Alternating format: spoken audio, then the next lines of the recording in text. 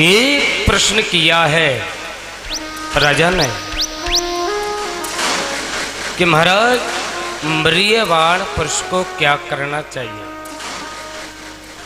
मरने वाले जीव को क्या करना चाहिए। बड़े बड़े ऋषि वहां पर उपस्थित हैं।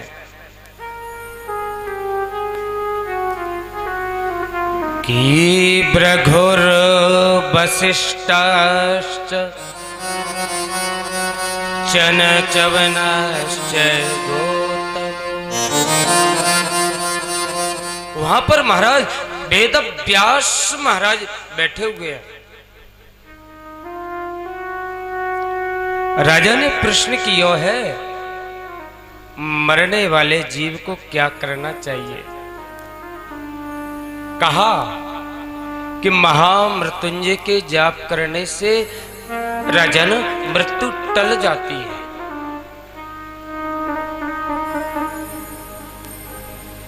मृत्यु के मुख का ग्रास होने जा रहा है जीव, तो महामृत्युंजय के जाप करने से मृत्यु भाग जाती है, टल जाती है।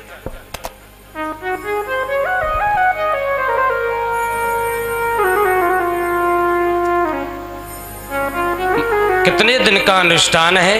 11 दिन का। राजा ने कहा मेरी तो 7 दिन में मृत्यु लिखी है। इसी बीच में वेद व्यास जी के पुत्र सुखदेव जी महाराज पधार रहे हैं।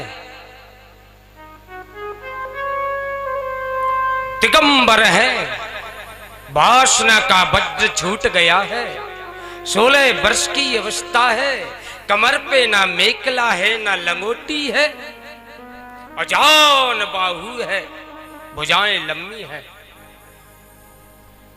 दृष्टि नासिका के अग्रभाग पर स्तर है, वर्ण कृष्ण की भांति श्याम है, तेजस्वी है, वृत्ति ब्रह्माकार है, देह को भूल गए हैं, वो अवधूत देह को भूल जाता है। स्वयं चलता है तो परमात्मा कहते हैं उसके शरीर की देखभाल तो मुझे ही करना पड़ती है बंधु। सब संतों ने उठकर के स्वागत किया। राजा ने विचार किया कि हो ना हो ये साक्षात परमात्मा आ गए, ये साक्षात परमात्मा है।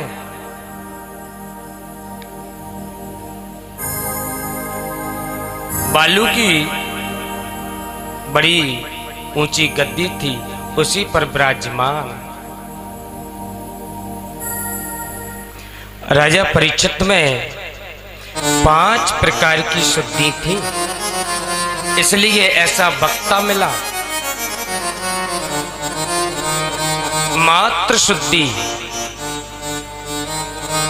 पितृ शुद्धि, आत्म शुद्धि, अन्न शुद्धि, धन शुद्धि। राजा ने प्रश्न किया कि महाराज एक बात बताओ, मरने वाले जीव को क्या करना चाहिए।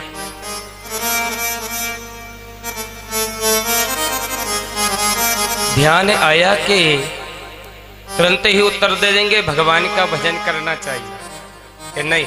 7 प्रश्न पूछूंगा ऐसा कि 7 दिनों के ही अंदर हो गए। कि यचिरो तब्ज मतो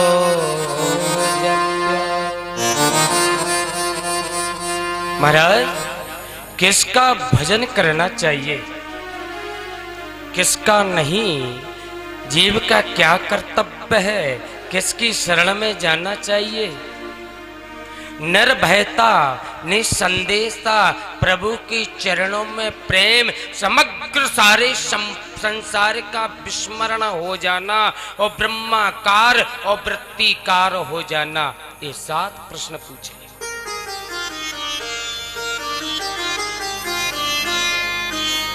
आज सुखदेव जी महाराज ने कहा कि राजन आपने अपने लिए प्रश्न नहीं कियो तो कि बरियाने से ते प्रश्न कृतो लोकहितं नृप आत्मवित् संवतां पुंसा श्रोतव्या दिशया परा। प्रश्न कृतो लोक हितम नृप, ये प्रश्न किसके लिए किया? कृतो लोक हित के लिए, संसार के हित के लिए प्रश्न कियो है राजन, आपने अपने लिए प्रश्न नहीं कियो। राजन, घबराने की कोई बात नहीं है, जीव को कभी निराश नहीं होना चाहिए। एक तुम्हारे वंशज में खड्वांग नाम के राजा हुए, एक ही मुहूर्त में परलोक बना लियो। जीव को कभी निराश नहीं होना चाहिए। छोटा बच्चा होता है ना, खड़ा होता है, गिरता है, खड़ा होता है, अंत में वो दौड़ लगाने लगता है, किलकारी मार करके गलियों में घूमने लगता है।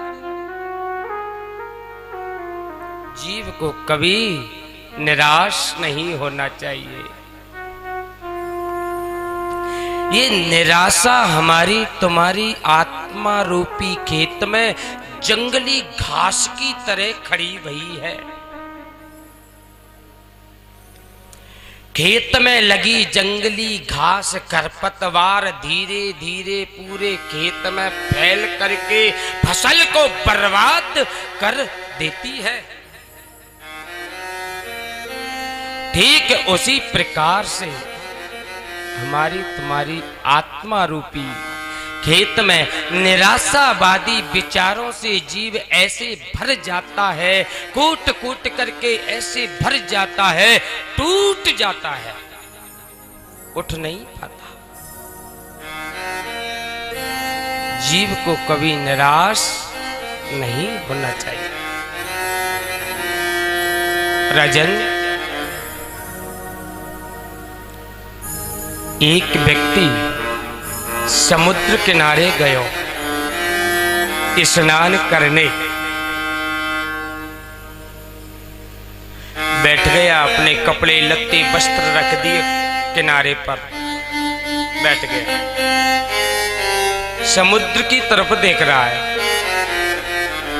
हम तुम सब उसमें डुबकी मार रहे हैं, स्नान कर रहे हैं। हमने देख लिया कि वो व्यक्ति बैठा है, हम घर पे आए वापस। दूसरे दिन आप फिर गए समुद्र में स्नान करने, वही व्यक्ति बैठा पाया। हमने कहा भैया रे तो कल से बैठो है, स्नान क्यों नहीं करता? समुद्र में स्नान क्यों नहीं करता? उस व्यक्ति ने कहा ये समुद्र की तरंगें बंद है जाएंगी तब मैं स्नान करूंगा। इस समुद्र में से ज्वार भाटा आ रहा है ना, तरंगे आ रही है बड़ी बड़ी, ये बंद है जाएंगी तब मैं स्नान करूंगा। देखो, न इसमें से तरंगे बंद होंगी, ये भले आदमी स्नान नहीं करेगा। मतलब क्या हुआ? ये संसार है, संसार में असुविधा रूपी तरंगे तो आती रहती हैं।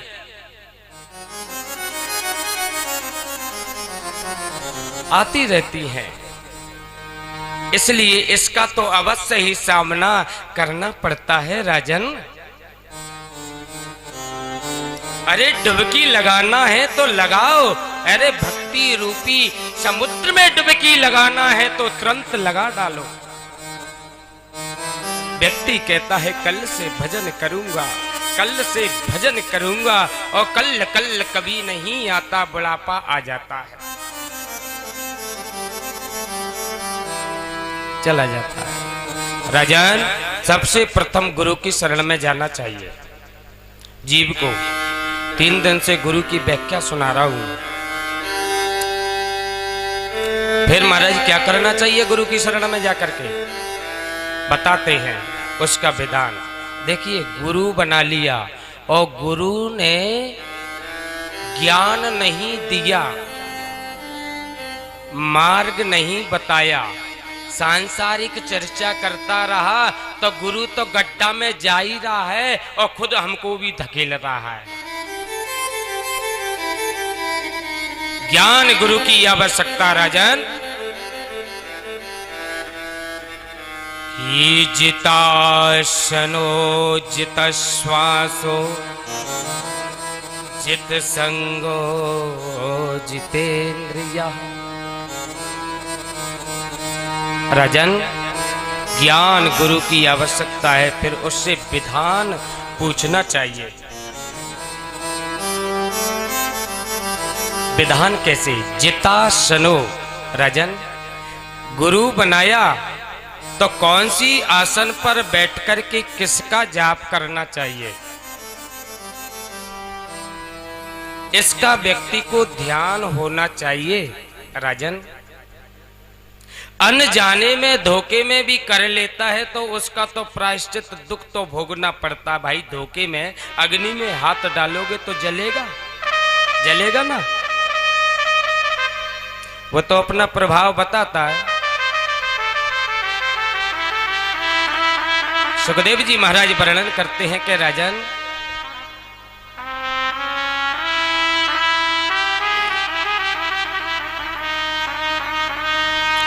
कि जितासनो जित श्वासो